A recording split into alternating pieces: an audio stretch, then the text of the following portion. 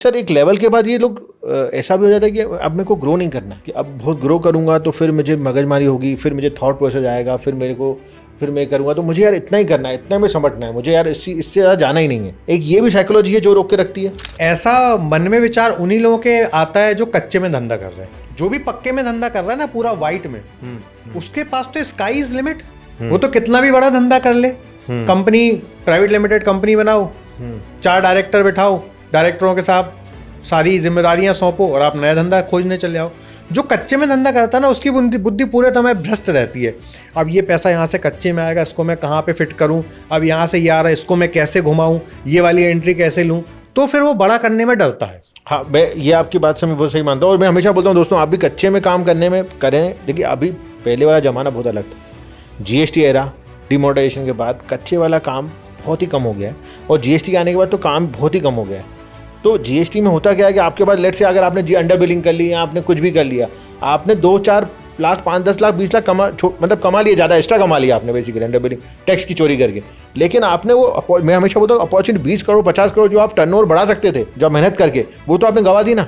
Let's say अगर आपने 20 लाख रुपये प्रॉफिट अपना ज़्यादा कमा लिया आपने इससे चोरी करके टैक्स की, अगर आप 50 करोड़ रुपए का मार्जिन आपका 1% है तो भी 50 लाख रुपए बन गए ना आपके। पंकज भाई मैं एक लाइन बोलता हूँ, आप जितना ज़्यादा कच्चे में धंधा करोगे उतना ज़्यादा आप अपने धंधे को कच्चा करोगे।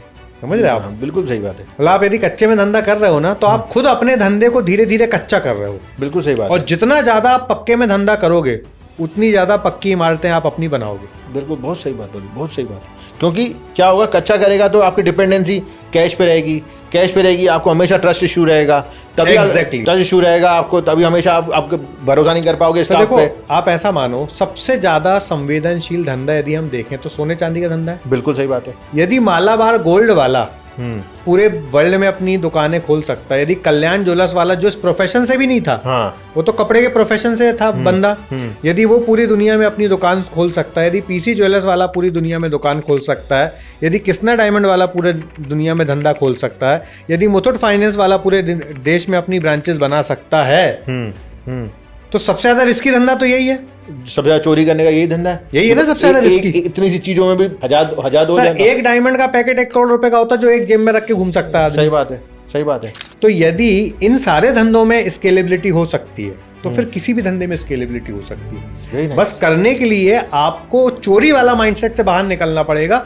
टैक्स चोरी करने वाला, कच्चा पक्का करने वाला, आदमी को कम सैलरी देने वाला, ये सब चीज़ों से माइंडसेट से बाहर निकलना पड़ेगा। और सर जब आप ये बोल रहे हो तो मैं कोई चीज़ याद कर रहा हूँ, मैं कोई समझ रहा हूँ कि जो ज्वेलर्स जिनका काम कच्चे में, वो उनकी ब्रांचेस बनी ही नहीं, सब बन ही नहीं सकते, बनी ही नहीं। मतलब वो इतनी सी दुकान अभी भी उतनी है सराफा बाजार में। सोने चांदी के व्यवसाय से मेरे 4 फादर्स पूरे सोने चांदी के बिजनेस में है, तो मैं इस बात को बहुत अच्छे समझ सकता हूँ कि कच्चे में धंधा करने वाला व्यक्ति एक दुकान के बाहर कभी नहीं जा सकता।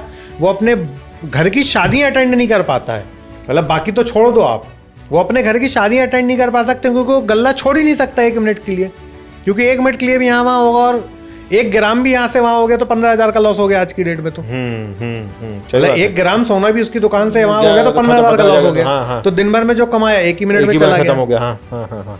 तो कच्चे में धंधा करने वाला बंदा कभी भी बड़ा धंधा नहीं कर सकता, ये बिल्कुल सत्य है। और ये आने वाले 5-10 साल में आप धंधा कच्चे में कर भी नहीं पाओगे।